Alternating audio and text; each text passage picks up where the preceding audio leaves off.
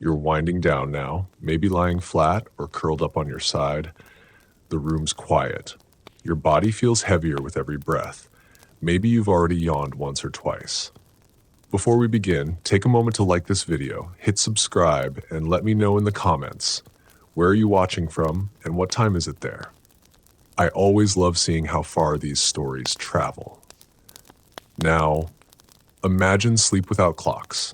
No schedules, no buzzing phones, no glowing screens, no alarms jolting you awake, just the slow fade of a long day, the scent of wood smoke, cold stone walls, and a worn pile of straw beneath you.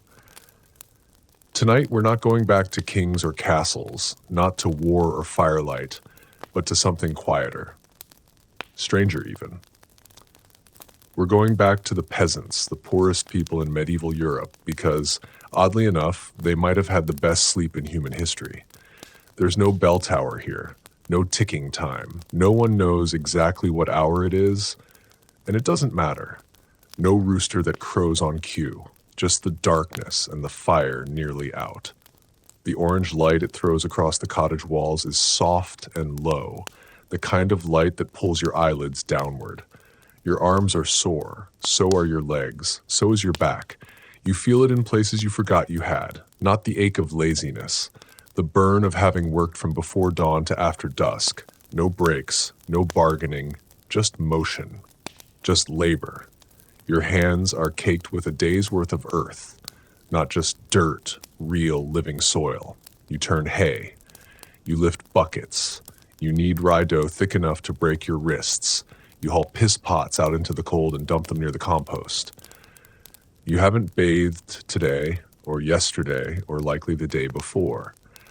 But that doesn't stop you from curling up beside your brothers, your sisters, your mother, your father, your uncle's wife. Everyone sleeps together here. One room, one hearth, a single giant pile of limbs and breath and straw. The bedding isn't soft, but it is warm. Straw has been changed recently. You can still smell it. Underneath, blankets thick with oil and soot, heavy wool, stiff linen, hand-stitched repairs made over 5 winters. You press your face into it and feel the sleep come on fast. Not like now, not anxious, not distracted, not waiting for a phone to buzz or a dog to bark or a neighbor to slam the door. Just stillness, just the kind of fatigue that makes your bones beg for silence. This is first sleep. You don't know the term. It doesn't need a name. But centuries from now, scientists will study it, call it segmented sleep, say it's more natural, more healing, more in tune with the body's rhythms. But you just call it sleeping. You'll be up in a few hours, briefly, maybe to stoke the fire, maybe to pray, maybe just to sit in the dark and whisper with your sister about what the stars look like tonight. Then you'll drift into second sleep, and it will be deeper than anything most modern people ever feel. No blue light, no buzzing, no late night news, no fear of oversleeping, just the rise and fall of breathing bodies, just the slow crackle of fire, just a sleep earned through effort and untouched by interruption. It's not silence that makes the sleep so deep, it's rhythm. A rhythm older than bells, older than bedtime stories, older than beds. Your life is ruled by the sun in your stomach, and you wake when the sky is red, work until your arms tremble, and sleep not because it's time, but because it's all your body can do. There's no fight left in it, no late night thoughts, no endless scrolling, no playlist humming from a screen on your wall. The world ends when the fire dims, the room goes dark, and your mind follows. Your room, if you can call it that, is just one part of a single-room cottage. Everything happens here. Birth, death, eating, mending, bleeding, and sleep. The hearth is at the center. A few feet away, the shared bed, or sometimes just a raised platform layered in straw, cloth, wool, and whoever's too tired to move. Children are sprawled beside elders. Your cousin is curled around the dog. Someone snores, someone whimpers in a dream. No one stirs, because the rhythm here isn't just in time. It's in bodies. You sleep with others, not by choice, but by necessity. Blankets are rare. Heat is precious. A single candle costs more than a day's cheese. So you press in tight, you share your breath, you learn to fall asleep to the sounds of others, feet twitching, mouths puffing, someone grinding their teeth. And in a strange way, it's comforting. The warmth, the closeness, the shared silence. You don't feel alone here, not in the way people in the future will, not in the way someone lies awake in a silent apartment staring at a phone. Heart racing with invisible fear. Here, fear sleeps too. When you wake, if you wake sometime between first and second sleep, it's gentle, natural. The room is dark, but not black. Moonlight leaks through the cracks. The fire is low, but still glows. You sit up, stretch, scratch at your arm. Maybe you urinate into the chamber pot. Maybe you whisper to your brother. Maybe you just stare into the coals and think about nothing. This is your pause, kind of intermission built into the night. Future people will study it, confused, ask why people got up in the middle of the night. But for you, it just feels right. Sometimes you pray. It's what many do in the middle of the night. Quiet, slow words, not just to God, but to the saints, to the ancestors, to Mary, to whatever you believe might be listening in the dark. You pray for the harvest, for your sister's leg to heal, for the merchant's son to stop coughing blood, for a gentler winter. Sometimes you just sit there. No words, no asking, just breathing, letting your body cool, letting the outside world settle before slipping back into dream. And then it comes, second sleep, deeper than the first. You lie back down without thinking. You don't toss, you don't reposition, you just fold into it like sinking into warm earth. Your limbs are already waiting, your mind already surrendered, and for the rest of the night, you are nowhere. No dreams, no clocks, no light, just the full weight of rest earned through toil, wrapped in breath and fire and silence. There's no concept of sleep hygiene, no bedtime tea, no apps telling you when to wind down, and yet your sleep is cleaner than theirs. Not by design, by deprivation. There is no overstimulation here, no flickering blue light robbing your melatonin, no caffeine-laced drinks keeping your pulse one notch too high, just the steady dimming of the world as the sun slips behind the hills. It gets darker, colder, quieter, and you follow it because your body isn't being forced to resist the night. It's allowed to fall with it. Your days are brutal, but your rhythm is perfect. You wake before light, tend to animals, haul water, knead dough, spin wool, thresh grain, harvest beets until your fingers crack. Every motion has weight, purpose, consequence. If you do not work, you do not eat. If you do not eat, you do not live. That urgency makes your body efficient. It spends nothing. It doesn't have to. And when the sun sets and the chores are done and the bread is cooling near the fire, your body doesn't hesitate. It begs for rest. You rarely lie awake thinking about the future, not because you're unbothered, but because the future isn't yours. You don't control land. You don't own time. You work when told, sleep when done. And though that may sound cruel, it's clear. There's no second guessing, no decision fatigue, no wondering if you should have replied to that message or said that thing at dinner. There was no dinner party, no meeting, no inbox. You had turnips and prayer and heat, and now you have sleep. Your bed isn't a mattress. It's a collection of things. Straw, moss, a mat if you're lucky, a wooden frame if your family's better off than most. The straw smells earthy, sometimes a little sour. Mice nest in it during the colder months. Fleas are common, but you've stopped noticing. That's just life. The body adapts, even in discomfort. And here's the secret no one expects. Even among the bites, the chill, the creaking joints, your sleep still comes faster than theirs because your exhaustion is real. And real exhaustion is the oldest sedative on earth. Dreams come in flashes, not long narratives, just sensations. Bread baking, firelight, the river in summer, a dog barking in the distance. Occasionally a fear slips in, famine, wolves, plague, but not often. Your sleep is mostly quiet, mostly black, like sinking into the belly of the earth and forgetting you have a name. You don't wake thinking about resolutions or productivity hacks. You wake because a rooster crowed, or your father rose to piss, or the fire sputtered out and the cold touched your face. And even then, you don't rise fast. Not yet. You stay there, curled beside your kin, breathing in rhythm, eyes half shut. You feel the first light touch your skin like a second blanket. The day will come, full of toil and ache and hunger, but for now, you have one more breath, one more still moment, one more stretch of perfect peasant sleep. You weren't raised to expect comfort. That's not the world you were born into. Comfort is for landowners, nobles, priests. You and everyone you know were born into labor, born into obligation, because it did. You learned early that the best reward for a hard day wasn't gold or glory or leisure, it was sleep. That simple, sacred thing at the end of every brutal day. It became the closest thing to heaven you could touch. But here's what no one realizes. That simplicity shaped the way you slept, because your body was never at war with your environment. There was no midnight stimulation, no news cycle, no urgent tasks piling up in a digital cloud. If something needed doing, you did it. And if it didn't, it could wait. The land didn't care about your anxiety.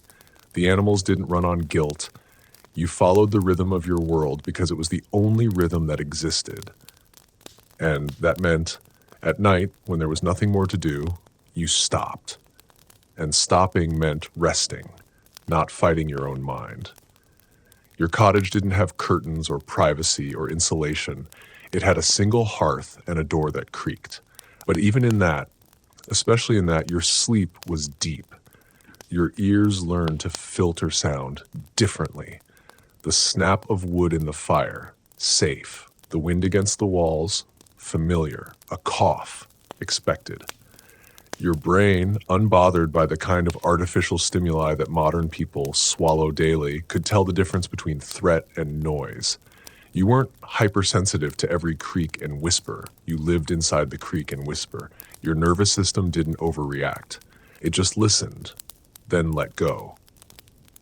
And you weren't alone. That mattered. You slept surrounded by breath. People you trusted, or at least tolerated, were there in the dark beside you. You didn't think of it as support. You thought of it as life. But it meant something. You didn't lie awake wondering if someone would come through your door in the night. If someone forgot to lock the digital world out of your room. There were no alerts, no sudden messages, no sense of being hunted by your own mind. If someone entered your home at night, it was a wolf or a thief. And that fear was sharp, clear, rare, unlike the constant background buzz of future people's sleepless dread. You used your body all day. You used your muscles. You climbed ladders, you lifted buckets, you carried hay bales, you walked barefoot over sharp stones, you wrung wet cloth with hands that already bled from rope work. You didn't exercise because your life was exercise, and that physical output created a chemical silence inside your mind. You didn't need guided meditation. Your body, broken down by honest work, released its own tranquilizers.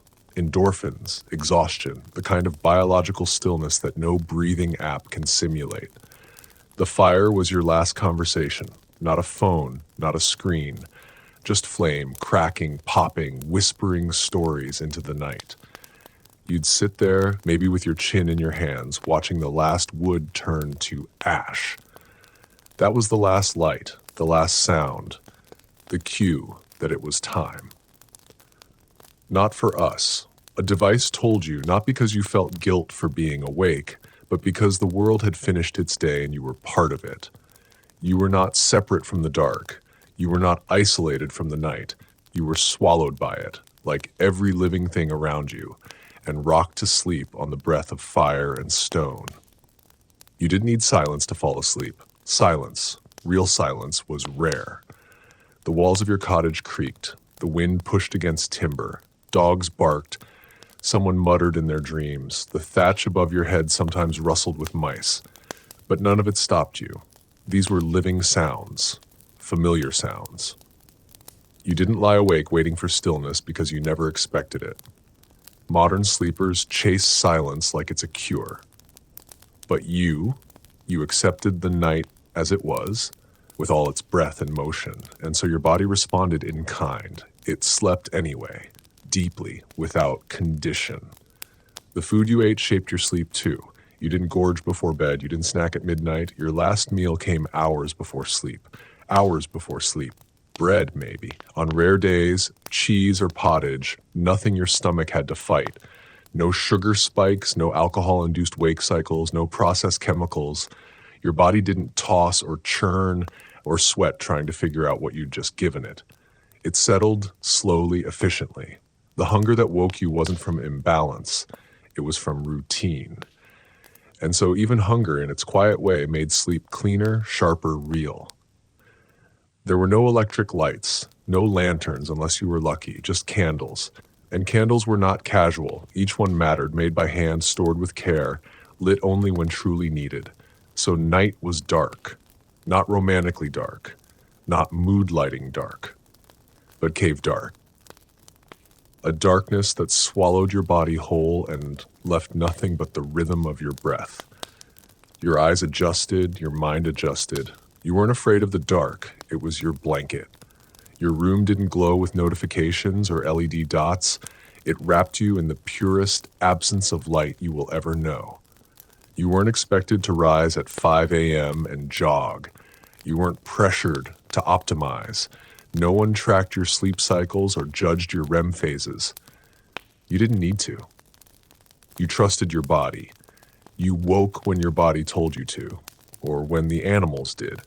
The cows had a rhythm, the chickens had a rhythm, the sun had a rhythm, and you were not above those things. You were part of them. People think peasants were powerless, and yes, in many ways they were.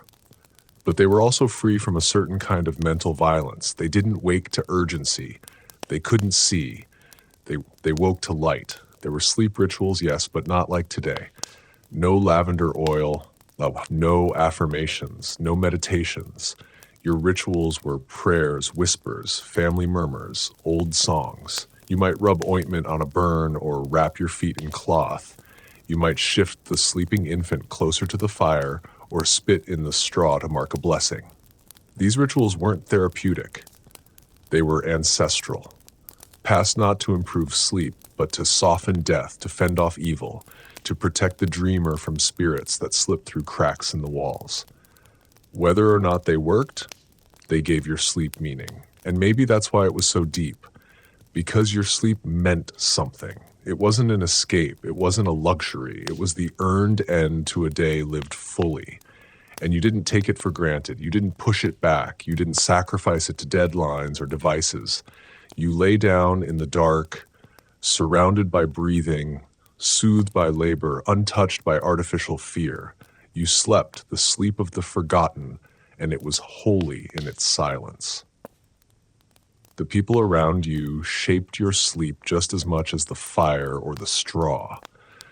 You knew their rhythms, not just by sight, but by sound, the way your older brother grunted once, then again before rolling onto his side. The soft exhale of your sister when her mouth opened slightly in the cold. The sharp snore of your father that used to annoy you, but now lets you know the night is calm, that danger hasn't come. You hear these sounds the way a captain hears wind. They're not distractions, they're orientation. They root you in your place, not just in the room, but in you weren't alone in thinking of sleep as sacred. The church had opinions on everything, and sleep was no exception. You were told to pray before sleep, not just to protect your soul, but to fend off demons, witches, even the devil himself, who was said to visit dreamers in the night. You believed, or half believed, or just did it because your mother did. But the prayer itself was grounding. It reminded you that there was a thin veil between sleep and death, that you might not wake. And so when you closed your eyes, it wasn't taken lightly. It had weight, purpose, even peace. You never heard the term circadian rhythm, but your life followed it perfectly. The sun told you when to wake. The dark told you when to stop. And if you ignored that rhythm, You didn't get sick. You didn't get yelled at. You didn't get tired. You just didn't survive. You worked until you collapsed. And collapse in that world was sleep, not rest, not leisure, just a full-body surrender. That surrender wasn't optional. It was biological, spiritual. You didn't schedule your nights. Your body did. Some nights were harder than others. When someone in the house was sick or dying or had already died, when the wolves came close, when the harvest failed and your stomach growled louder than your thoughts. But even then, sleep came because grief is a weight and your body was already trained to lie beneath weight. You didn't toss and turn, replaying the day. You didn't scroll your mind through missed chances and imaginary futures. You mourned in your chest, you stared into the coals, and then eventually your body took over. It always did. Your dreams weren't safe havens. They were practical, sometimes prophetic, sometimes holy. The church taught you to fear certain dreams, the sinful ones, but you couldn't help what rose in sleep. Images of harvests, of fire, of faces you'd lost. You didn't dissect them. You didn't tweet about them. You woke, blinked slowly in the dark, and remembered only pieces. Then you moved on. Dream and waking life weren't split in two. They flowed into each other like mist across a field, just different shades of the same sleep-bound world. And through it all, the aches, the rituals, the prayer, the darkness, you slept fully, deeply. The kind of sleep that doesn't ask questions, the kind you wake from with straw in your hair and sweat on your skin, blinking into a dawn that doesn't judge you for how long you slept or how early you rose. Just a new day, just another round of life. And you greet it not from a place of exhaustion, but from the quiet, ancient fullness that only a peasant's sleep could provide. There's no such thing as bedtime in your world. No set hour, no glowing numbers ticking toward guilt. The sun goes down and the day decides when it ends. Some evenings stretch long, full bellies, old songs, someone telling a story beside the fire. Others end suddenly, with silence, with a chill, with the kind of tired that doesn't ask permission. You don't resist it. You don't analyze it. You let it come the way you let rain soak your cloak, unwelcome but honest. Children fall asleep first. They don't need to be told. Their bodies, shaped by hunger and cold and hard play, know the path. One moment they're nodding, the next they've disappeared into sleep with a sigh. The adults follow. Not in unison. It's a gradual collapse. Someone unlaces their boots. Someone else pulls a blanket tight over their shoulders. You listen to these small sounds, the brush of wool against skin, the shift of a body turning toward the wall. No one says goodnight, they just fade. There's a beauty in that, sleep as surrender. Not a thing to master or measure, but a current to drift with. You don't worry if you'll fall asleep, you always do. The only question is when. And when it happens, it's like slipping into a familiar river. Not a plunge, not a crash. Just a slow descent into black. The kind of black that heals, the kind that empties your lungs and fills them again without effort. And when you wake hours later, in the lull between first and second sleep, you almost forget you were ever awake at all. You sit up briefly. The room is dim, embers glow. Your brother has rolled over, muttering nonsense. Someone else is awake too. Your mother, maybe, stoking the fire, whispering prayers, cradling the baby. You share a glance in the dark. No words, just presence. You lie back down and feel the ache in your legs. The good kind, the earned kind. You listen to the silence, not for danger, but for rhythm. The creak of the wood, the breath of the fire, the sound of life still continuing in the dark. And then the second sleep takes you, deeper this time, heavier. The fire grows dimmer, your limbs stiffer, but the stillness spreads over you like warm ash. You might dream, you might not. Either way, this sleep doesn't ask you to remember. It only asks you to yield, and you do, without fear, without anticipation, just the steady fall into the part of night that belongs only to your body. You disappear into it not as an escape, but as return. When morning comes, there are no alarms, just the sound of life waking around you. The creak of a door, the first clang of metal, the lowing of cows. You open your eyes slowly. Your breath is warm against cold air. You feel the stiffness in your neck, your back, your hands, but also a strange kind of calm. You slept not perfectly, not luxuriously, but truly, fully, honestly, like everything else in your life. Hard, simple, and completely real. You don't think about whether you slept well. That concept doesn't exist yet. Sleep isn't a product to be measured or optimized. It's survival. It's breath between days. You don't own it. You fall into it when allowed and crawl out when needed. But today, like most days, your body thanks you. It feels heavier. Sure, but cleaner. Emptier in a good way. No buzzing, no tightness in the chest, no regrets from the night before. Just rest. Just the memory of fire, the comfort of shared warmth, and the deep, unspoken knowledge that you've made it through another night. You rise slowly, not from urgency, but from rhythm. There is no alarm, no calendar, no snooze. Just the soft pressure of cold morning air meeting your cheeks, your fingertips, the bridge of your nose. It's enough. Your breath clouds briefly as you sit up. All around you, others begin to stir, not with speed, with instinct. A shuffle of wool, the grunt of a father stretching his arms, the creak of someone's back bent from a tiny breath, a flicker, a pulse of orange. The fire returns. Sleepy, stubborn, like a god that demands respect. It will take time to wake, just like you. You add a splinter of wood, another. The warmth spreads slowly. This is morning. Outside, the sky begins to blush, a slow smear of gray, then pink. You squint through the cracks in the shutters. There's no sun yet, but you can feel it rising, not just on the horizon, but in your chest. You pull on a tunic that smells like smoke and old wool. Your shoulders ache.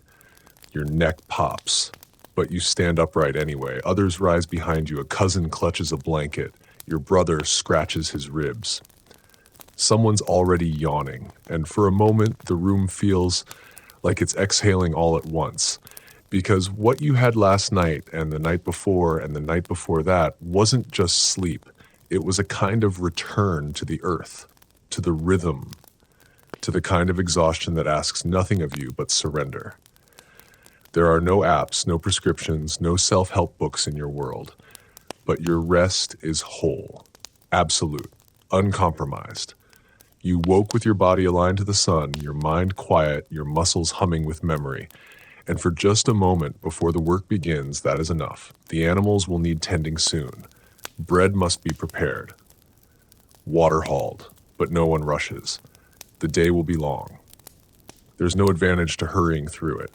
You let out what's left of the porridge from yesterday, thick, gray, familiar. You sip it slowly.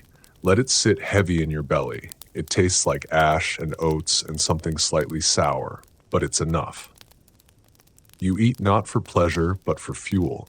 Your real hunger, you realize, is already satisfied, not by food, but by sleep.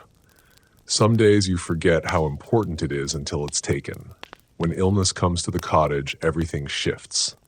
Sleep no longer waits to be earned. It gets stolen in pieces, interrupted by coughs, fever, the clatter of a bowl being fetched in the dark. A child shivers in the night, eyes wide, burning.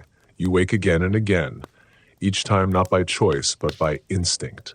You wrap her in blankets, wet cloth, whisper half-remembered prayers. There is no medicine, only time, only breath and sleep. That once sacred rhythm becomes a negotiation with something older than fatigue. When the illness passes and the girl sleeps again without burning, you return to the full night. It feels different now, more sacred. You lie down and wait, but not long. Sleep finds you quickly, like a reward, like mercy. And it's heavier than before. Your breath deepens. You twitch once, then settle. The body, finally allowed to let go, collapses inward like a star. You do not dream, not of fire, not of children, not of what might come tomorrow. You sleep with the stillness of someone who has earned nothing and everything. Still, in the hours between tending and worrying, you rest, not fully, but enough to rise again. There's no luxury in breaking down. If the pigs aren't fed, they die. If the fire isn't stoked, the frost wins. You press straw around the sick child's feet. You boil water. You wrap your arms around her and drift into a kind of half-sleep, eyes closed, mind alert, every sound cataloged. But even this fractured rest is deeper than the anxious hours of future minds lit by electric ghosts. In spring, the nights shorten, the light lingers longer, and morning comes fast. But your rhythm adjusts. You lie down later, rise earlier, and still, somehow, the rest feels whole. It isn't about hours. You never count hours. You measure sleep by weight, by depth, by what you feel when you rise. Some nights are thin, quick. Others are long, endless, like falling through soft dirt. Both are enough. Both get you to the next day. And in a world that forgets your name the moment you're gone, that's all you ever needed. One more day. And as the season turns again from warmth back to wind, from bloom to decay, you realize your sleep is the one thing no lord, no tax, no priest has ever managed to take from you. They own your land, they command your back. But they do not own your silence in the dark. They cannot touch what you dream. In that stillness, you are not a peasant, you are not a servant, you are not a body, you are just breath and warmth and memory wrapped in wool and ash and darkness. You remember the one about the woman who slept so deeply that a demon entered her dreams, or the man who dreamed of fire before the village burned. You don't know if they're true, but you know how real dreams feel when you're breathing beside someone who mutters your name while asleep. Dreams were taken seriously here.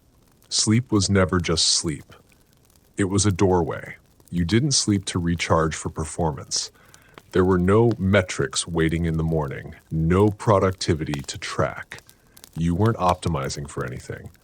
You slept because the body demanded it, and the body always won.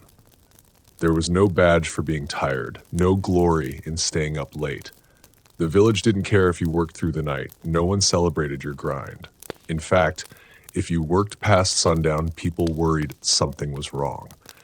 Too much ambition was strange, suspect, a sign that you didn't know your place or didn't want to keep it. There were times when you dreamed vividly, dreams of walking through empty fields under a sky with no moon, dreams of voices that spoke in tongues older than prayer. You didn't tell anyone, not because it was shameful, but because it was yours. In this world, everyone shares everything: bread, labor, space, even the same narrow straw bed. But dreams are private. They belong to you alone. They come without permission and leave no trace. And when you lie back down the next night, they return not as escape, but as shadow, as memory, folded inside rest. Some say sleep is where God speaks clearest. The local priest preaches this sometimes, not loudly, but enough that you've heard it. He tells stories of saints who received visions in sleep, messages, warnings. You've never seen a vision, but sometimes you wake with a feeling, a heaviness in your chest, a strange clarity in your eyes. And for the rest of the day, you feel like something's changed. You don't tell anyone. You don't have the words. But you start to believe that sleep isn't just a closing of the eyes. It's a doorway that opens inward. The bed you lie on is not really a bed. It's a shared space, a platform of hay and cloth surrounded by bodies that carry their own weight of days, aunts, cousins, neighbors, sometimes strangers just for a night. You curl your limbs to fit between theirs, learn to breathe in rhythm with the group. At first, it's uncomfortable. You ache for space, but over time you find comfort in it. The low hum of breath, the heat of others pressed close, the sound of someone whispering prayers into the dark just loud enough for no one to hear. You've heard stories about rich people sleeping alone in giant beds. They sleep on feathers wrapped in furs, surrounded by silence. That seems odd to you. Cold, even unnatural. Who would want to lie in a dark room with nothing but themselves? No voices, no shifting bodies, no familiar creaks or breathing to remind them they're still among the living. You wonder if that kind of sleep is deep. You wonder if it feels like yours. You doubt it because here, wrapped in smoke-stained cloth and stale straw, with your feet tangled in your brother's and the fire warming your cheeks, you fall into sleep that holds you like the earth. Not soft, not perfect, but full, complete, unshaped by ambition or comfort or illusion. Just rest. The oldest kind. The kind you earn with your hands and bury in your bones. The kind that doesn't just heal, it belongs to you. You don't think of sleep as a break, not a pause between productivity, not a reward. It's part of the rhythm, like breathing or bleeding. You wouldn't call it self-care, that word doesn't exist yet, but you understand its necessity better than any scholar ever could, because you live close to the edge. Every hour of rest is an anchor against exhaustion that never truly leaves. You don't sleep because it's healthy. You sleep because without it, everything else falls apart. Your harvest, your hands, your mind. When you were young, your mother sang low songs before bed, not lullabies exactly, more like half-mumbled chants, rhythmic, repetitive. Sometimes they were about saints. Sometimes they were about fields or wolves or the stars. She never explained them, just sang. You didn't ask for meaning, you just listened. Those words sank into you like seeds, deep and unseen. Now, decades later, you find yourself humming them as you lie down, not for comfort, but from memory. The body remembers the sounds that carried it safely into sleep. During winter, the sleep feels different, heavier, longer. The nights stretch into each other, blurring first and second sleep into one long, soft descent. You eat less, you move less. Your body folds into the cold and finds shelter in the dark. Sometimes it's too cold to sleep well, your toes numb, your breath hanging frozen in the air, but the exhaustion wins anyway. Even cold becomes background noise. Once your muscles surrender, the fire dies early. No one wakes to feed it. That's fine. The group body is warm enough. You wrap yourself in that warmth like another layer of skin. The strangest thing is how sleep teaches you about others. You learn things no conversation can reveal. You know your father's shoulders hurt by the way he winces when he rolls. You know your sister's nightmares are returning by the soft gasp she lets out in her second sleep. You know who snores, who sweats, who curls into themselves when sick. You learn their rhythms, their silences, their fragility, and they learn yours. Sleep becomes not just rest, but recognition, a kind of wordless communion repeated every night without fail. You've never once asked if you're sleeping enough. The question would seem strange. Enough for what? There is no enough in this world. You sleep until you're woken by light or sound or cold or need. Some nights, that's 4 hours. Some nights, it's 10. There's no consistency, only reality. And reality is honest. Brutal, yes, but honest. You don't worry about tracking rest. You worry about making it through the day, and if you do, the sleep that follows is the only answer your body needs. And when it comes, when sleep returns again and again, night after night, even in hunger, even in pain, you receive it without resistance. You don't fight it. You don't question it.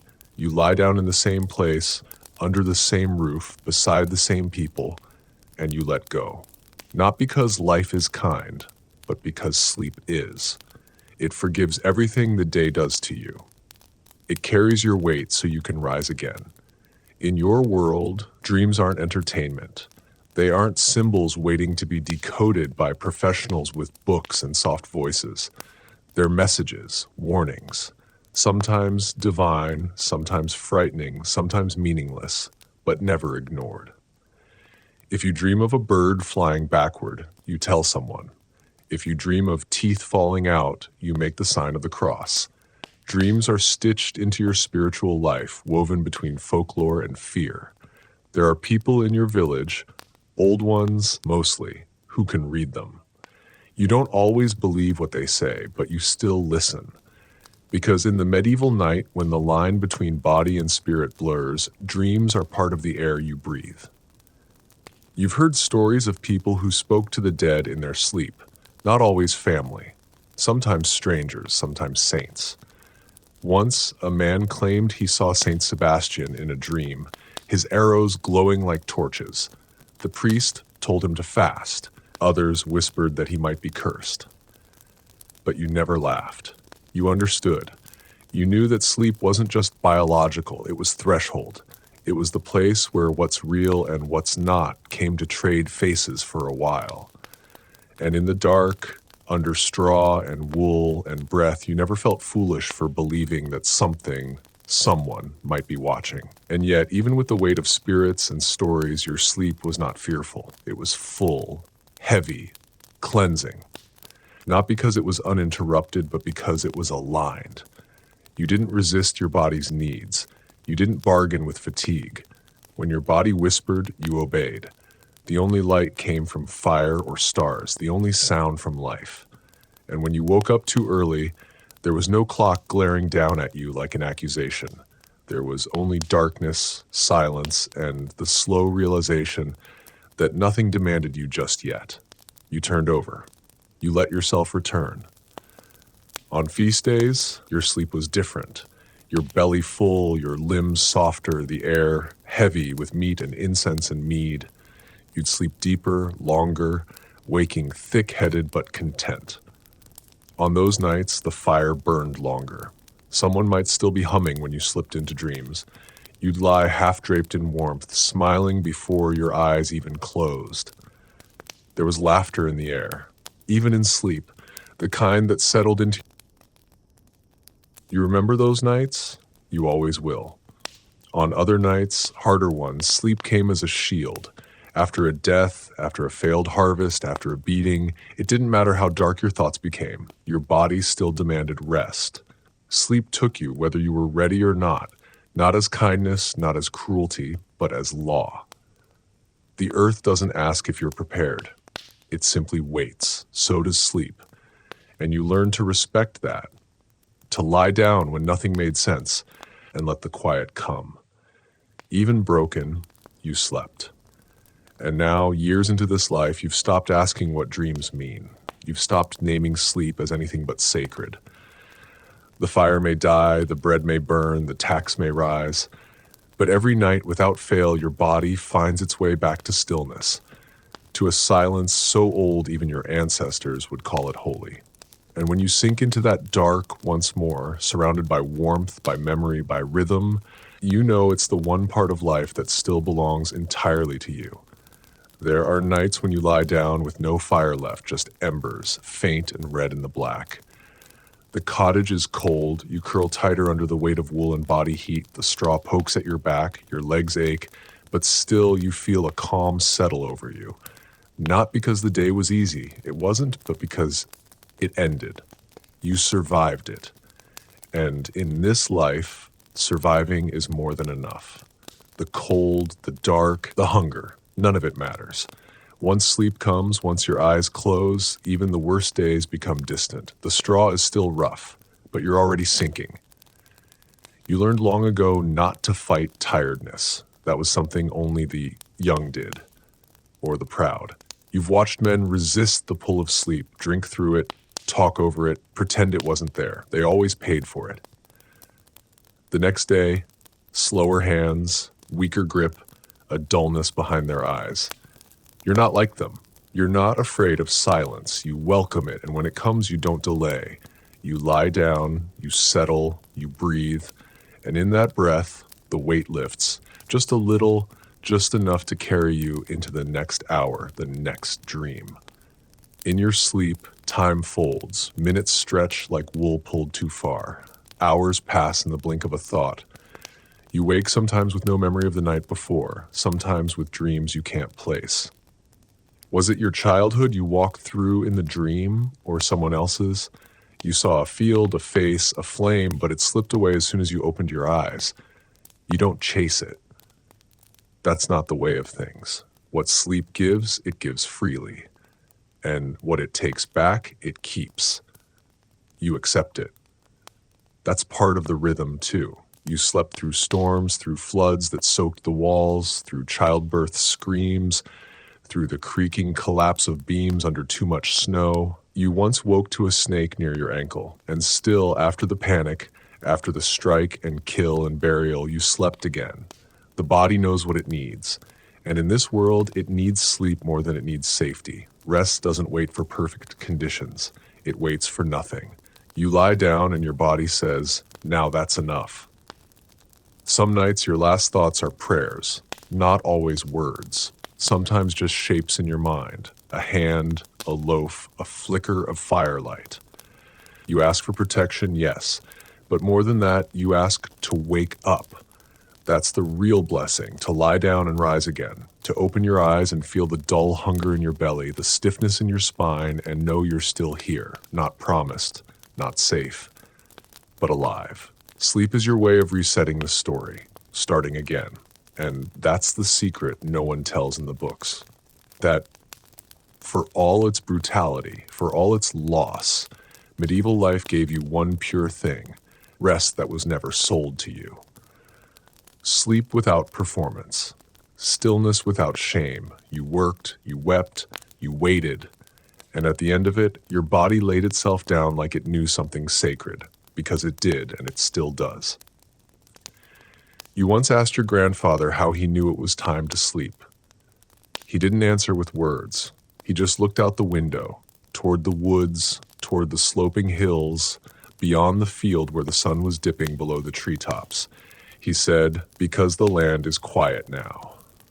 That stayed with you, not the sentence, the feeling behind it. That sleep was not about hours or rules, it was about listening. To the chickens settling, to the pigs curling into each other, to the trees that no longer swayed. When the world quieted, so did you. You've never owned a pillow. What you have is a bundle of cloth stuffed with dried grass. It smells faintly of mold, soap, and smoke. It's lumpy, but you've shaped it over time, flattened it just right beneath the base of your skull. It supports the ache in your neck where years of lifting have carved something permanent into your bones. And when you press your head into it, your breath slows, not because it's soft, but because it's yours, made by hands like yours, slept on by generations before you. A small, simple anchor in a world where little stays yours for long.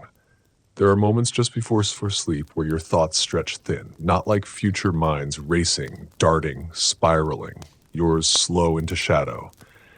You think of the bread that burned this morning, the way your cousin laughed with her eyes closed, the red on the horizon that made you pause mid-swing. These thoughts aren't worries. They're echoes, loose ends from the day gently unwinding. You don't cling to them. You let them fade one by one until the only thing left is warmth, weightlessness, and breath.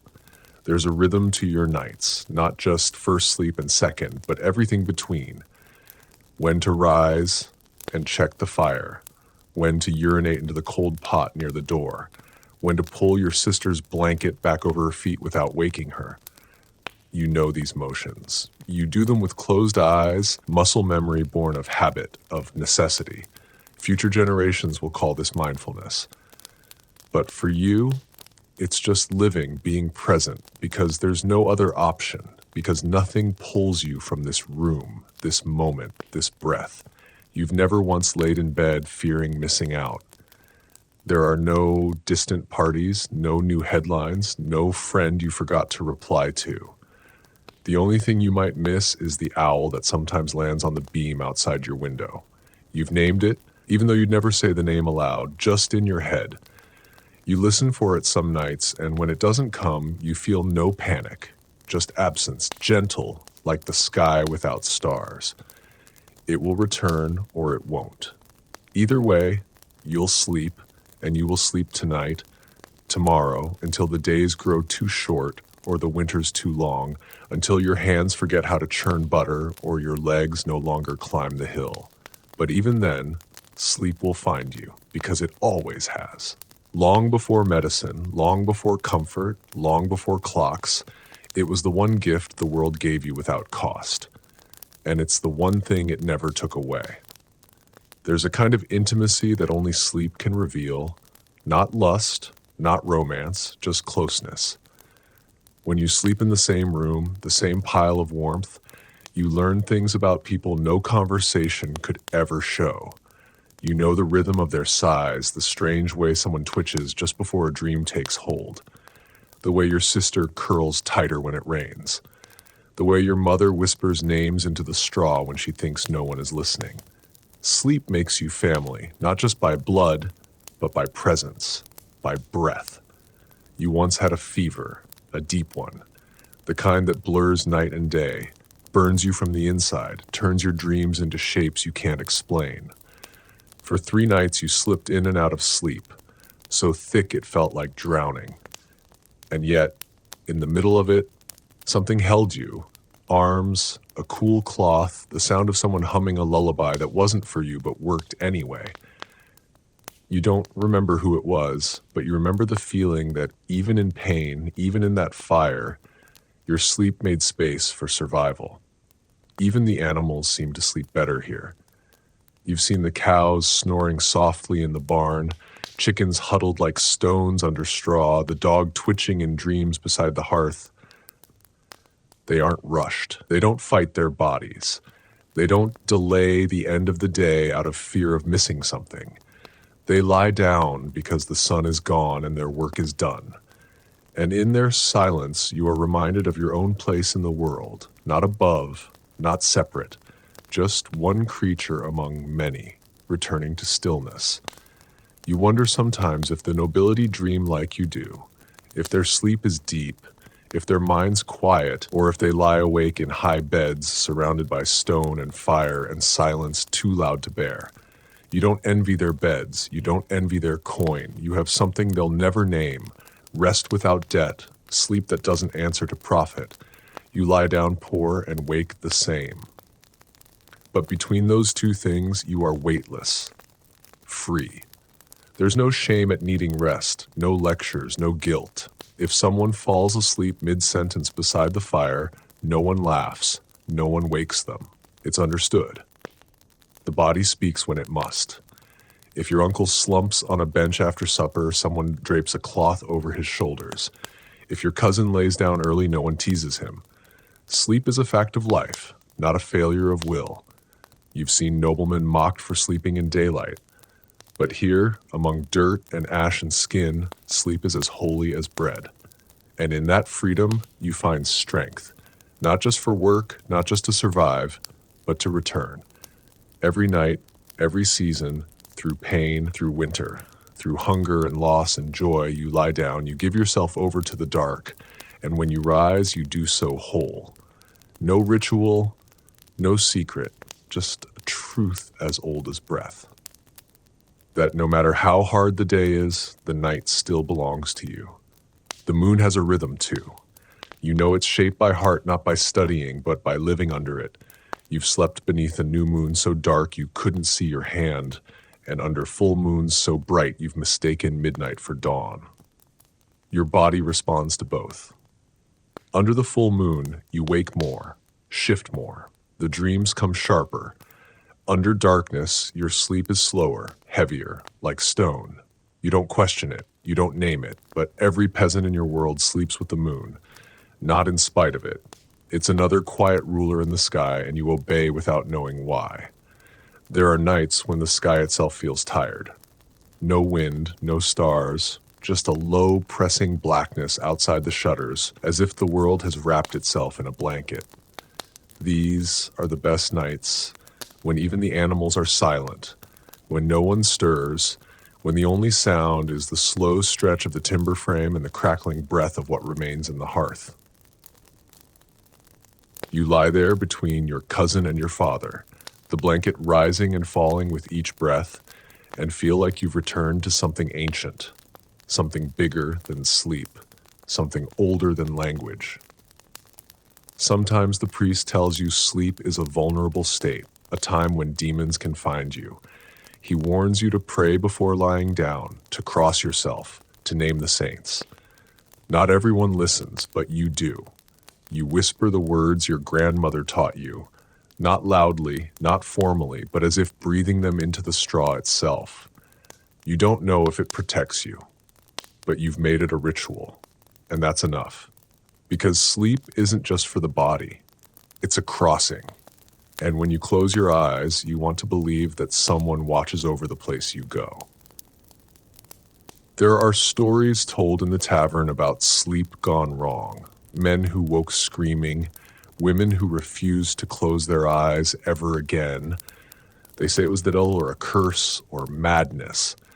You don't laugh, you don't dismiss it because you know what it's like to carry a night that won't leave. You've had dreams that felt too real, dreams you didn't remember until the next time you lay down, and suddenly your chest tightened. But those nights pass, and sleep, no matter how strange, always calls you back, always forgives. And that's what matters most, not the comfort, not the rituals, not the straw or the silence or the warmth. It's that sleep returns. No matter how much the day takes, no matter how hard the wind hits your roof, no matter how little food you ate or how heavy your limbs feel, sleep comes like a tide, like dusk, like mercy. And when it does, you do not resist. You lie down, you give yourself to the dark, and the dark in turn gives you back your strength. You remember sleeping in the fields once during harvest, too far to walk back, too tired to care. You and your brother laid down among sheaves of grain, cloaks over your chests, dew already settling. The stars were cold and endless. You felt small but not scared. The earth was beneath you, the sky above and between them, your breath fogging the air, slow and steady. You didn't dream that night, just blackness. And when you woke, the sun had barely risen, and your body felt like it had melted into the ground. You carried that sleep with you for days, still do. You've lived through famine. That kind of hunger doesn't let you forget. It doesn't just gnaw at your belly, it hollows out your thoughts. It makes the days stretch long and slow, like walking through thick mud. You'd think hunger would steal sleep, that it would keep you awake with pain. But no, it deepens it. But when night comes, you still lie down. You still cover your feet. You still press your cheek into that same old cloth bundle, and you drift, sometimes faster, sometimes slower, but you drift. The sleep that comes after starvation is different. It's not comfort, it's not peace, it's a kind of surrender, a collapse that feels like floating. It is, in its own way, divine. You don't dream as much when you're hungry, or maybe you do, but they're less vivid, more distant. You wake with vague shapes in your memory. A hand reaching out, a bowl overflowing, a sky that rains wheat. You tell no one. No one needs more stories of food. But in those dreams, your body gets something it doesn't have in the day. And when you wake, even in weakness, there's a kind of softness in your limbs, like the dream fed you, like your soul ate something your stomach couldn't hold. Not all your neighbors survive the hunger. You've laid beside cousins who never woke. No one speaks of it. No one screams. Death comes quiet in the dark, sometimes gentle and still the night after you sleep. Not well, not without pain, but you sleep because there's no other choice. You've learned that grief is not loud. It's slow, heavy. It slips into your bones. And still the fire must be kept, the pigs must be fed, and your body, ruined or not, must rest. So you sleep with tears still drying, muscles still sore, heart still cracked, and the next day, you rise. Sleep doesn't save you. It doesn't change your world, but it gives you the smallest edge, one more inch of strength, one more step across frozen earth. It keeps you from vanishing completely. And even now, when the hunger has passed and the bread is back and the stew is thick again, you remember those nights. You remember the way your body gave in, not from defeat, but from trust. Trust that morning would come, that something would return. And every time you lie down now, you carry that history. You remember what it cost to sleep through hunger. You remember that even in suffering, your body still reached for silence, still folded into the dark, still healed just a little. That's the miracle. Not that medieval peasants slept well, but that we slept at all. And we did, again and again. Because even if we had nothing, sleep still belonged to us. Not all sleep came easy. There were nights when the fear was too close, when the rumors spread of raiders, soldiers, taxes doubling, the church taking your only cow. You'd lie there curled in straw, eyes wide open in the dark, listening for footsteps that weren't there. You didn't cry. That was for daylight. At night you were silent, breath shallow, hands clenched around nothing. But even then, sleep would come, not because you weren't afraid, but because fear eventually wears itself out. It runs in circles until it drops, and when it does, your body takes over. The fear didn't come from ghosts or dreams or shadows on the wall. It came from real things, a knock at the door, a demand from a noble, a fire set to fields you'd spent months tending. You'd seen what fear does when it stays too long. A neighbor who stopped speaking, a mother who forgot how to laugh, a child who grew silent after his father was taken. But even for them, eventually, sleep came back. Maybe not as it was, maybe not as deep, but it returned. And in those broken hours, they found something to hold on to. You learn to sleep lightly when needed, one ear open, one leg always close to the edge of the bed, ready to rise. But you also learned how to let go when it was safe, to sink fully into the dark. That's a skill. Not everyone has it. You earned it over years, through winters, through childbirths and burnings, and the quiet death of someone you thought would live forever. You earned your rest by surviving. And survival in this world is enough. You once found an old man asleep in a church, bent over a pew, arms folded, mouth open. A priest scolded him for disrespect, but you understood he wasn't praying. He was resting. The church was the only place in the village with warmth, quiet, and no labor expected. His sleep was more sacred than any chant. You sat beside him for a while, said nothing, just listened to him breathe. That moment has never left you. Sometimes you wonder if God prefers prayers or rest. You suspect it's both. As you grow older, sleep changes. Your body wakes more often, the cold reaches deeper, your dreams come stranger, closer to the surface. You know how to calm your limbs, how to find a place for your spine, and even if the sleep is shorter, it's earned. That's all you ask, that it feels like something you worked for, like something you kept. And on the nights when everything aches, when the straw feels sharp, and the wind finds its way through the cracks, you don't curse it. You just close your eyes, pull the wool tighter, and think of all the nights before this one. All the times you thought the world would break you, and it didn't. 'Cause here you are, still breathing, still warm, still sleeping beneath the same old roof, in the same quiet dark, in a body that refuses to quit. There are superstitions about waking in the wrong hour. The in-between times, just after midnight, just before dawn, they say those hours don't fully belong to the living. If you wake, then you're not supposed to speak, not aloud, not even to yourself. You're supposed to wait, to breathe, to let the moment pass without calling attention to it. The church teaches one thing, but the villagers teach another. And in sleep, you listen more closely to the old voices, the whispered rules, the ones carved deeper than scripture. You've obeyed those rules since childhood. If you woke before the hearth crackled, you stayed still.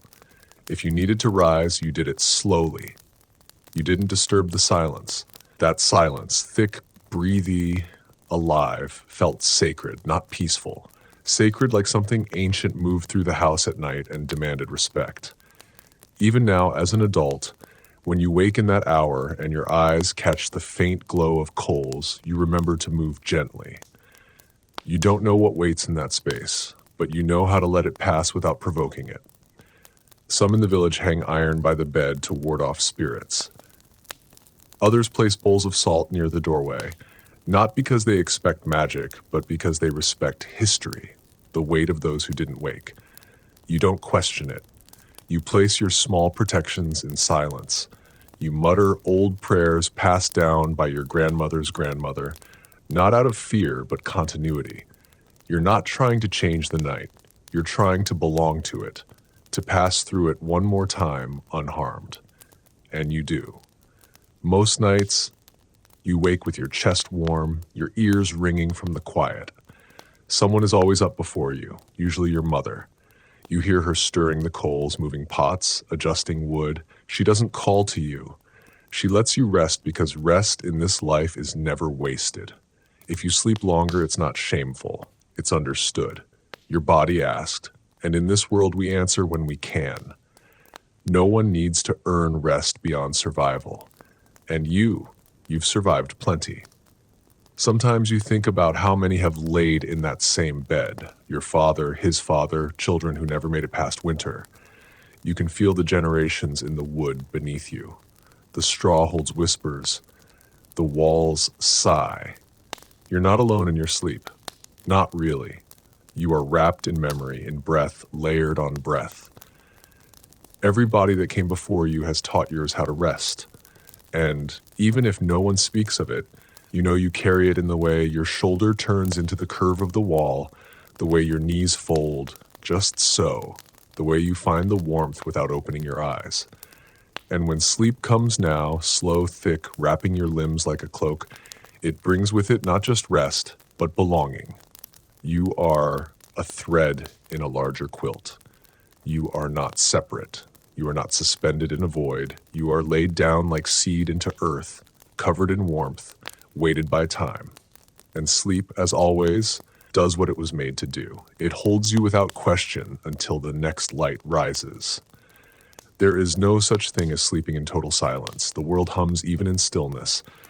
A dog shifting beside the door, a log collapsing into ember, wind brushing across the thatch roof like a hand over skin. And underneath it all, breath. Yours, theirs. The breath of everyone around you. A shared rhythm in and out, shallow and deep, sometimes overlapping, sometimes staggered, but always there. You don't just sleep near people, you breathe with them.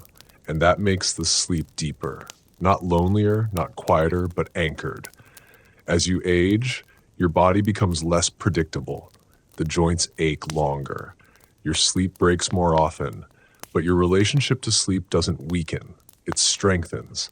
It becomes more tender. You learn how to prepare for it, how to respect it. You take care with your last steps before lying down. You fold your cloak neatly. You stretch your fingers, rub your knees. These aren't rituals of vanity. They're acts of kindness toward the body that has carried you through mud, fire, and winter. You speak to your sleep through motion now, not words. On rare occasions, you sleep alone, when tending a relative's house when someone else needs your spot in the pile. Those nights are not restful. You feel exposed, unheld. The silence is too thin. You hear every tick of wood, every distant owl. The straw doesn't warm fast enough. You wake more. Your dreams are scattered. It reminds you how much of your rest depends not just on sleep itself, but on togetherness. People think of peasants as having no privacy, but you learned long ago there's a kind of peace that only shared sleep can offer. You remember the first time your child slept through the night. You woke before him, panicked, listened hard to make sure he was breathing, and when you heard that soft, uneven rhythm, you wept, not from fear, but from gratitude. His rest was your rest. His safety, a balm. And from that night on, you watched his sleep like a fire, carefully, protectively, not just because he was young, but because sleep was sacred and he had found his way into it without struggle. You've never heard of sleep science. You don't know what a circadian rhythm is. You don't track sleep cycles or measure heart rate, but you do know this. When you sleep well, the bread tastes better in the morning. The air feels cleaner. The goat doesn't seem as stubborn, and the hours, though long, don't break you. That's how you know the sleep was good. It shows up in the way your day begins, in the way your body greets the sun, in the way you move through labor without dread. And one day, long from now, when you've grown too old to rise before the others, they'll let you sleep longer. They'll stir the fire without waking you. They'll carry the buckets, knead the dough, hang the wet wool, and you'll open your eyes slowly, body stiff, but heart still full. Because even after everything, the cold, the hunger, the loss, you've kept this. A body that knows how to surrender to the dark and rise from it again. Quiet, steady, and whole. There are times when you lie awake, not from worry, but from reverence. When the fire has gone dim and the others are snoring or stirring in sleep, and you find yourself simply listening, not because you can't sleep, but because the night feels full, like it's trying to say something. You don't try to name the feeling. You just lie there, hands on your chest, staring into the dark, and feel the old weight settle. Not heaviness, but belonging. The weight of being one more breathing body in a world that keeps turning quietly without needing you to control it. These are the nights when the world feels old, when you realize how many generations have slept like this, before firewood, before straw, before carved beds, people sleeping on dirt, next to rivers under stars, people who didn't write their names down but still dreamed, still sighed, still wrapped themselves in animal skins and let the dark cradle them. You're not separate from them. You're just the next breath, the next chapter. And as you drift off, it feels like falling not into sleep, but into history. Some of the elders say that how you sleep determines how your soul travels. That the position of your limbs, the placement of your head, the things you speak or don't speak before rest, these all shape where your spirit goes. You don't know if that's true, but you've noticed something. The nights when you lie down angry, you wake heavy. The nights when you sleep after holding someone's hand, you wake light. Maybe that's coincidence, or maybe the soul does travel.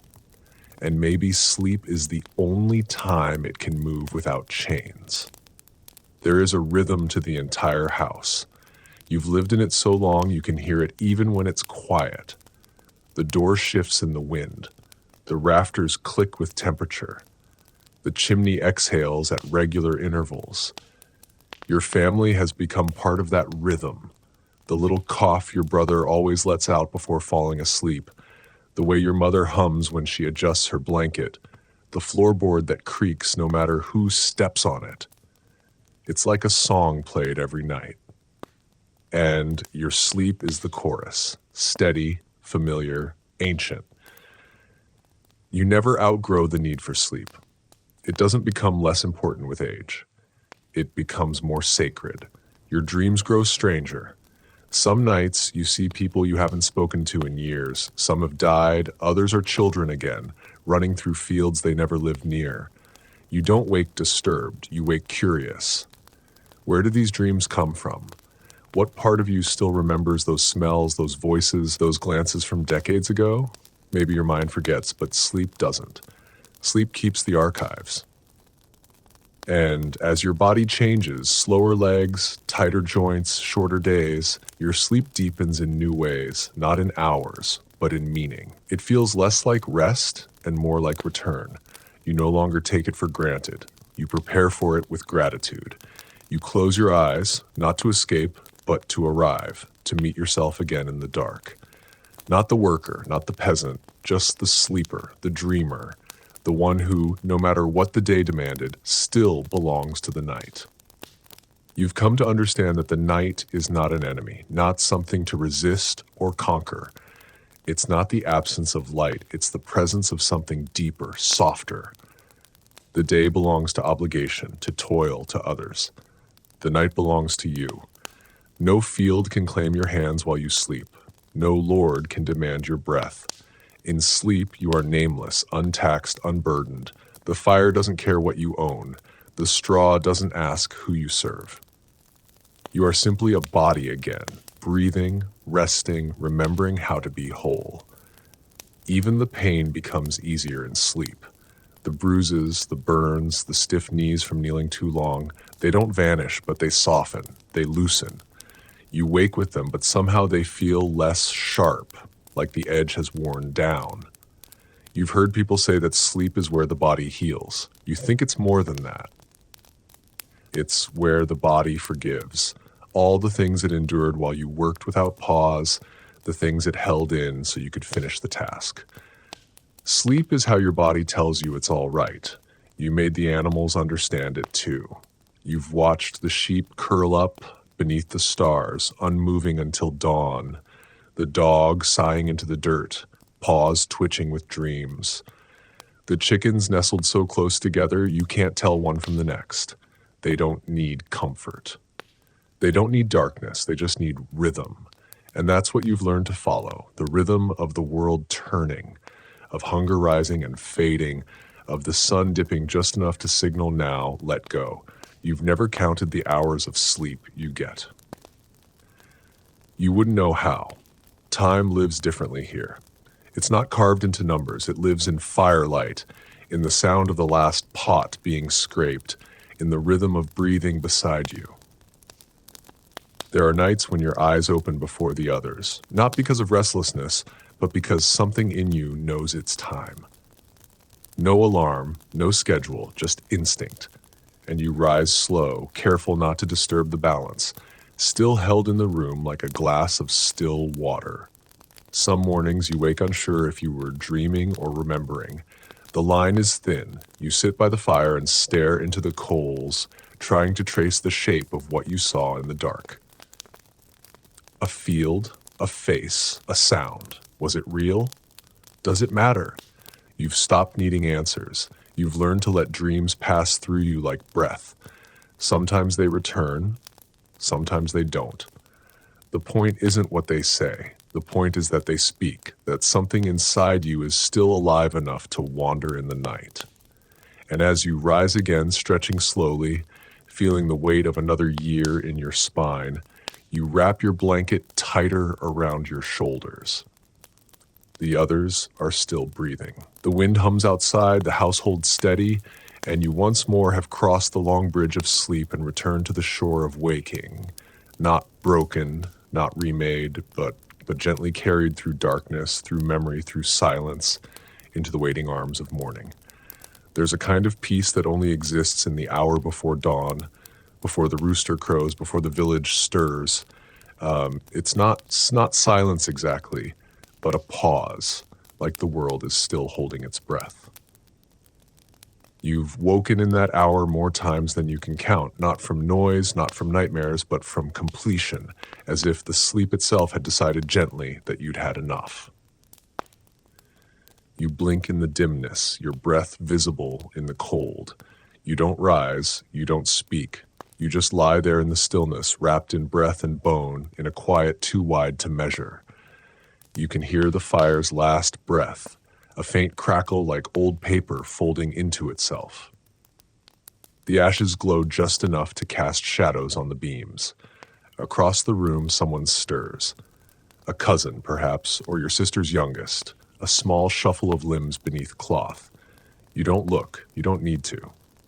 Everyone has their own way of waking. Some rise quickly, others drift up from sleep like smoke. You prefer the latter. No alarm, no demand, just the slow re-entry into a world that, for now, asks only for presence. You roll onto your side and feel the soreness in your shoulders. The good kind, the kind that means you worked, not suffered, the kind you wear like a memory. The straw beneath you has flattened in the shape of your body, molded by time and weight and repetition. It's not comfort in the modern sense, it's familiarity. Your body knows this bed. Every itch, every ridge, every knot of wool in the blanket. And because of that, it relaxes more easily here than it ever could on the feathered thrones of the wealthy. You rise slowly, stretch. Your spine pops in 3 places. You wince, then smile. Pain means you're alive. You rub your eyes, adjust your tunic, shuffle to the fire, and crouch beside it. The coals blink back at you like sleepy eyes. You stir them gently, add kindling, blow. The flame returns soft and blue at first, then orange, licking at the cold. It's a small miracle. Every morning, the fire comes back, the body wakes, the world restarts without needing permission. The others begin to wake now. You hear someone cough, a child murmurs in their sleep. Feet find the floor. A pot scrapes, but there's no rush. The day will come, whether you race toward it or not. And so, even as the room fills with breath and motion and mourning, you remain still for just a moment longer, watching, remembering, feeling the last traces of sleep slip from your skin like mist. You don't clutch it, you just let it leave. It did its work. It gave you what it could. And now it's time to rise. And as the sky outside turns from ink to ash to pale blue, you know this truth without needing to say it. Sleep is not a weakness, not a retreat. It's your inheritance, your ritual, the one thing they couldn't tax, couldn't steal, couldn't burn. And tonight, when the work is done and the light is gone and your breath slows again under the same patchwork blanket, it will find you once more, just as it always has. By now, sleep feels like a friend with a familiar face, not always gentle, not always easy, but constant, predictable in its return. It doesn't care if you made a mistake today, if you broke a tool, if you lost your temper at your brother, or spilled the flour meant to last the week. When the day ends, sleep still comes. It doesn't wait for you to be perfect, it only waits for you to stop. That's the secret you've learned. You don't earn sleep by doing things right, you earn it simply by enduring. The children in the house understand this better than anyone. They don't talk about being tired. They just collapse mid-play, mid-sentence, mid-laughter. One moment they're wide-eyed and wild. The next they're folded into a corner, mouth open, hands still sticky from berries or ash. No resistance, no rituals, just surrender. You envy that you used to have it. You still do, in pieces. When the work's been long and the evening quiet. Sometimes you feel it, the body taking over, softening, closing your eyes before your mind can argue. There are nights when the sky outside is alive with weather, rain hammering the thatch, wind howling like wolves. The walls shiver, water leaks through a crack in the window frame. Still you sleep, not out of bravery, but out of certainty. You've known worse. You've seen nights colder, darker, louder. And through all of them, the body survived, the straw held, the blankets did their work. You've learned not to fear. The elements, once you've tasted them and returned whole. And then there are the rare nights, the holy ones, when all is well, when the belly is full, when no one is sick, when the chores are done before sundown, the fire strong, the room warm, and nothing left to fix. These nights come like gifts, like something undeserved but wholly welcome. You lie down in that warmth, like tucked between limbs and laughter, and feel it in your chest. This is the sleep people remember when they're old, not because it's different in hours, but because nothing is missing. For once, you get to rest without fear. That's rare. That's rare. That's sacred. Even in your sleep, your body carries knowledge of how to keep warm, how to turn just enough to ease the ache in your spine, how to shift your legs without waking your partner. You dream with this wisdom. You live with it. Every night reinforces it. This isn't just sleep. It's a lifelong lesson in patience, in breath, in letting go. You don't write this knowledge down. You don't teach it. You just live it. Every evening, every winter, every ache, every sigh. And when the dawn comes again, soft, pale, quiet, and the world pulls itself out of shadow, you rise knowing that your sleep has done more than rest your limbs. It has rooted you in time and place, in the pulse of a life that, while simple is full, you'll light the fire again, sweep the floor, tend the animals, and tonight when the dark returns, so will sleep. Faithful, quiet, and ready to carry you again. You've grown used to the weight of sleep, not just as rest, but as ceremony. Every night, the act of lying down feels like stepping into something older than yourself. You lower your body onto straw the way some bow in church, with intention, with respect. Your back curves the same way it always has, settling into its usual bend. Your hands come to rest across your chest or tucked under your chin. You do this without thinking. These are rituals you never chose. They were shaped by repetition, by need, by survival. And over time, they became sacred. When visitors come, the rare traveler, the wandering monk, the cousin from the next village, they notice the way you sleep. They don't always say it aloud, but you can tell they sleep differently, fitfully. Their bodies twitch, they shift too often, wake too easily. You watch them with curiosity. It's not that they're soft. They've lived hard lives too, but they sleep like they're waiting for something, like they're unsure if they deserve to let go. You wonder if the farther you live from the land, the harder it is to trust the dark. Some nights the fire burns longer than expected. Maybe someone told a story too long. Maybe no one wanted to be the first to move. Maybe the warmth just felt too good. And so the sleep comes later, but deeper, because it followed laughter, because it followed communion. You've learned that the body doesn't just rest after work. It rests after belonging, after joy. That kind of sleep feels heavier, more generous. You sink into it with your chest open, your breath slow, your thoughts still echoing with the rhythm of voices beside the flame. You've never kept a journal. You've never written a poem. But if someone asked you where your truest memories live, you'd point to the moments just before sleep. When your body is still and your mind floats between one world and the next, that's when you remember your grandfather's voice, your sister's hair when she was still alive, the warmth of your first goat kid curled in your arms. These memories return not like storms, but like smoke drifting through the threshold between waking and dream. You don't chase them.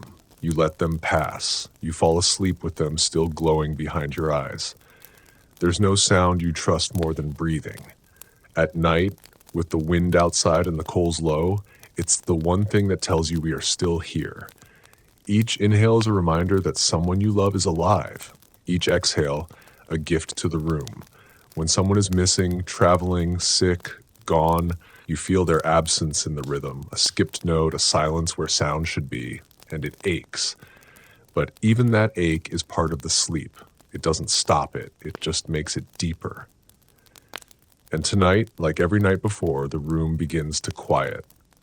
The dog is the last to settle. The fire lets out one final sigh. You shift your shoulders, exhale long and slow, and the dark folds around you.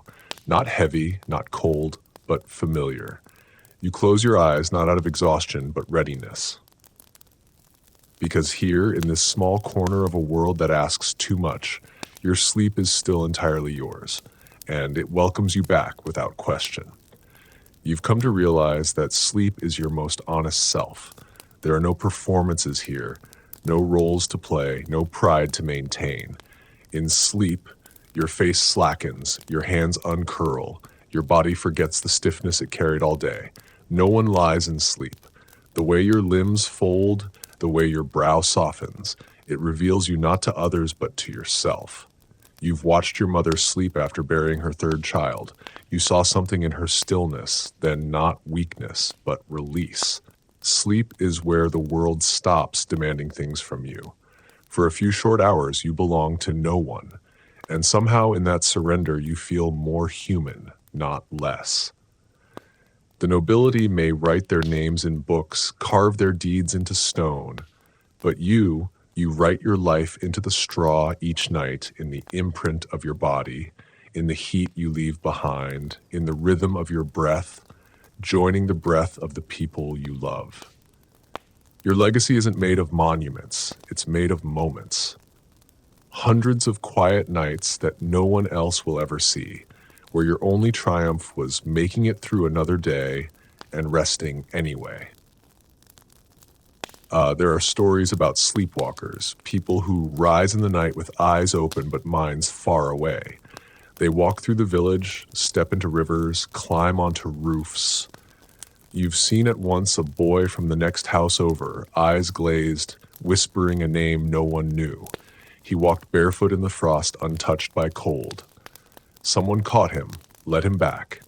He never remembered it, but the story stayed. People say the dead sometimes borrow the living during sleep just for a moment, just to see.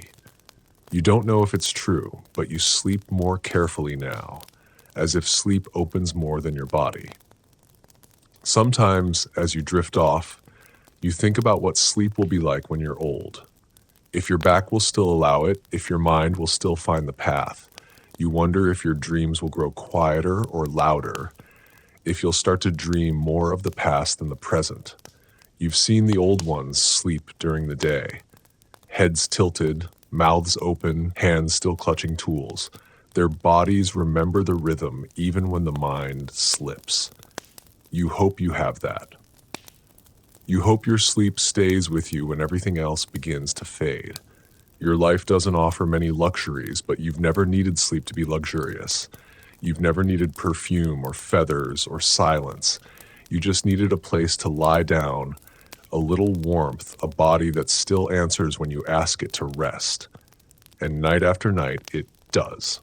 You've learned that sleep isn't about escape. It's about return to yourself, to the body, to a rhythm too old to be named, too quiet to be sold, too human to ever be taken away from you. And tonight, once again, you find your way into that return. The straw is uneven. The blanket smells like sweat and wood smoke. The wind whispers through a crack in the beams, and still you settle because the day has ended and you're still breathing. And that is an sleep comes like it always has. No matter what the world demanded of you, some people claim they don't dream. You don't believe them. You think maybe they just stopped listening, or maybe their dreams are quieter, hidden beneath too much noise. You've learned that the dream doesn't always shout. Sometimes it arrives like dew, gentle, fleeting. You wake with only a feeling, the sense that someone spoke your name kindly in the dark, or that your hands had once again touched something you lost. You don't ask for more. You don't demand clarity. You treat sleep the way you treat the forest, with reverence and without expectation. Children fall asleep to stories, but you've learned that stories live inside the sleep itself. You close your eyes and walk through old memories, some true, some warped by time. The edge of a forest you haven't visited in 10 years, a voice you thought you'd forgotten. The smell of rye bread cooling on a sill. These things live in you whether or not you speak them aloud. In the day you forget, in sleep they return whole, soft, waiting. Your dreams are a place your body has been storing its stories. All you have to do is show up. You've begun to notice how often sleep follows music, not formal music. No lutes, no choirs, no written scores, just sound. A rhythm tapped on a wooden bowl. A hummed phrase passed down through 4 generations. A breath that turns into a melody with no words, no beginning, no end. Sometimes your sister hums without knowing she's doing it, folding laundry by firelight while the tune loops gently under her breath. On those nights, you sleep faster. Your body carries that sound into the dark with it, like a thread leading back to the waking world. The body isn't something separate from the land. You felt this most clearly while sleeping outdoors, during planting, harvesting, travel, when the dirt was your mattress and the sky your only roof. Those nights, your dreams smelled like earth. Your joints ached harder, but your breath was longer. You didn't fear predators or weather. You accepted them. And in that acceptance, you found a kind of sleep modern minds might mistake for discomfort. But it wasn't discomfort. It was honesty. It was sleep without disguise. And now, lying here again in your own corner of the house, you feel the slow rise and fall of the body beside you. You hear someone shift on the other side of the room. The fire lets out a low groan as it settles into embers. Everything you love is still breathing. And so you allow yourself to fall again, not into darkness, but into continuity, into the rhythm that has held you all your life. Sleep is not an escape, it's an act of faith, and you believe deeply that it will find you again tomorrow. You've also come to understand that sleep is a kind of prayer, not the kind spoken aloud, not the kind written in Latin and chanted by candlelight, but a prayer made of posture, of repetition, of trust. To lie down night after night in a world where anything can happen, where lives are lost in seconds and still close your eyes. That's faith. Faith that the house will hold, that the fire will last, that someone will wake before you do, and that even if none of that happens, the sleep was worth taking anyway. There's a wisdom your body carries that no one taught you, a knowing of when it's safe to rest. And tonight, even before the last log gives in to ember, that knowing stirs. Your limbs begin to loosen. Your shoulders drop. You blink slower. You haven't spoken in 20 minutes. No one has. The room has entered that quiet before the fall, the hush that lives between the last word and the first dream. It doesn't need to be declared. Everyone simply knows sleep is coming, and the entire house, prepares like a single animal curling into itself. You feel it in your feet first, the warmth spreading under the blanket, the way your heels find their old grooves in the straw. You don't think of the day, not the cartwheel that broke, not the words you regret saying, not the moment you stumbled carrying a pail and felt your knees give just a little more than usual. None of that follows you here. Not because it's gone, but because sleep makes space for things to rest without resolution. You don't have to fix anything now. Just breathe, just settle. The dark no longer frightens you. It used to when you were small. Shadows that stretch too long, the creak of a door, the rustle of something just outside the walls. But now, darkness feels like water. You sink into it, trusting that you'll float.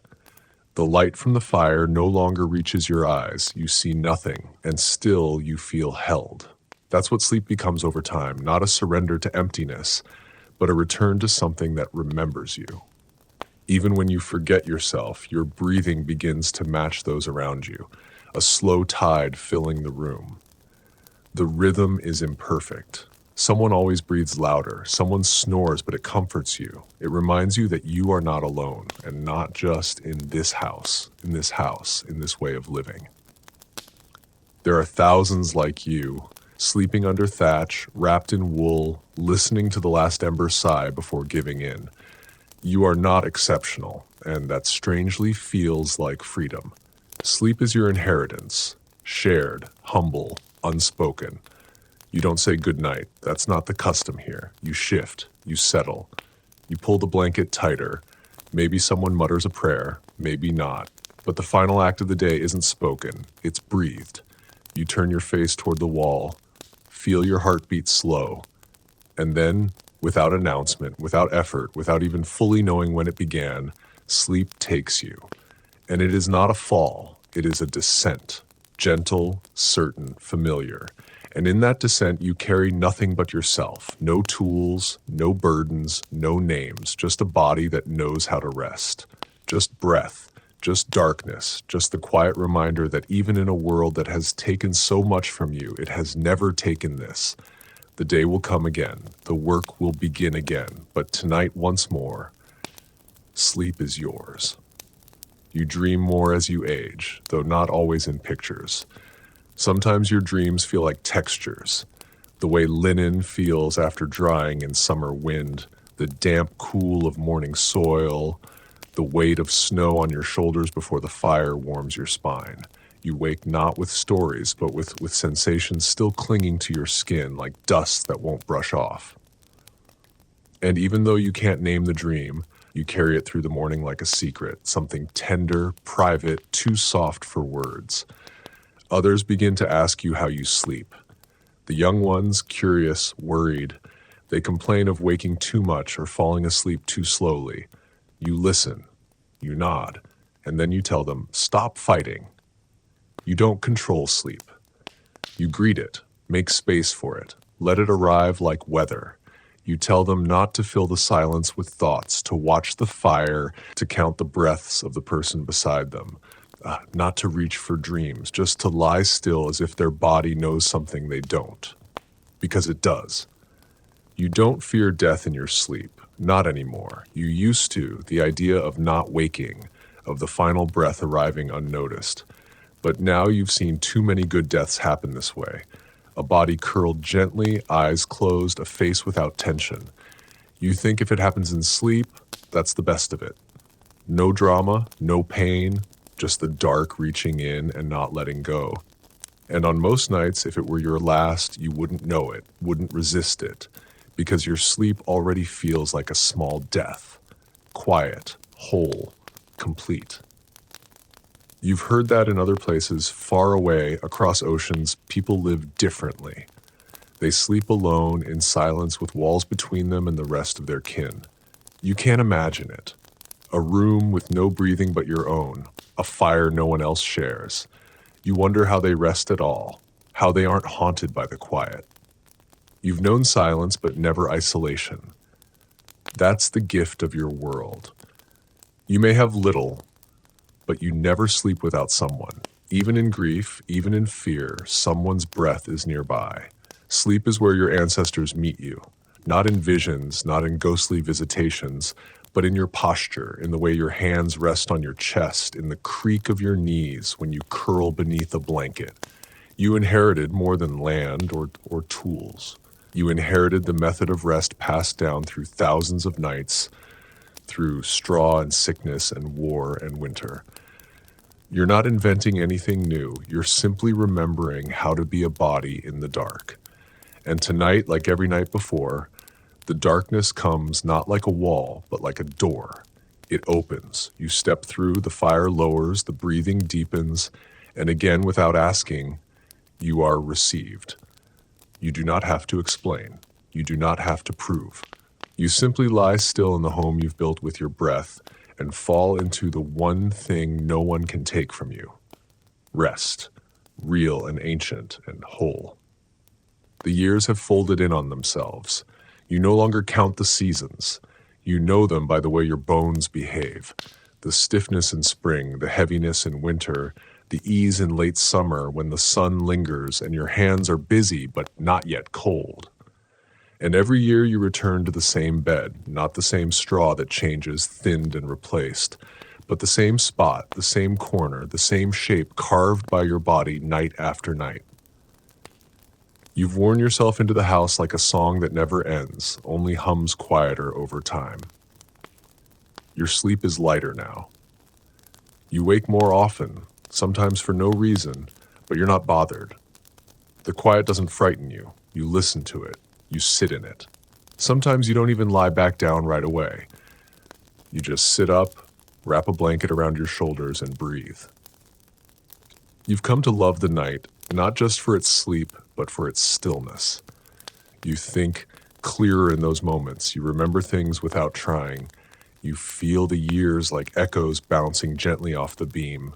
You've seen nearly everyone you love sleep. It's one of the strangest and most beautiful privileges of living long, knowing what people look like when they let go. You've watched children and elders, lovers and enemies all eventually surrender to the dark. Some thrash, some curl tight, some lie still like saints, but all of them, in the end, sleep. And when they do, they become human again. Soft, breath-bound, ordinary. It humbles you, reminds you that no one escapes this rhythm. Not kings, not beggars, not even you. One day they'll speak of you in past tense. They'll talk about the way you slept through storms, or how you could fall asleep mid-sentence by the fire. Someone will remember the way you folded your hands, the way your breath slowed before the rest of the room. Someone younger will take your corner of the bed. They'll fluff the straw, not knowing you once cried, thereafter losing someone. They won't feel your shape in the blankets, but your rhythm will remain, passed on unnoticed in the simple act of lying down. When your time comes, you hope it finds you asleep, not because you fear death, but because it would be fitting. After a lifetime of returning to the dark with trust, with rhythm, with breath, it would feel right to take one final descent. Not abrupt, not sharp, just a soft falling like every night before. A quiet breath in, a slower breath out, and then nothing. Not in fear, but in completion. And until that moment arrives, you will keep sleeping night after night in the same body, in the same bed, under the same sky. You will let the darkness gather around you, not as threat, but as balm. You will meet it not with resistance, but with welcome, because you have lived a life made of motion, of labor, of grief and growth and fire. But sleep, honest, whole human sleep, has always been the part no one could touch, and that was always enough.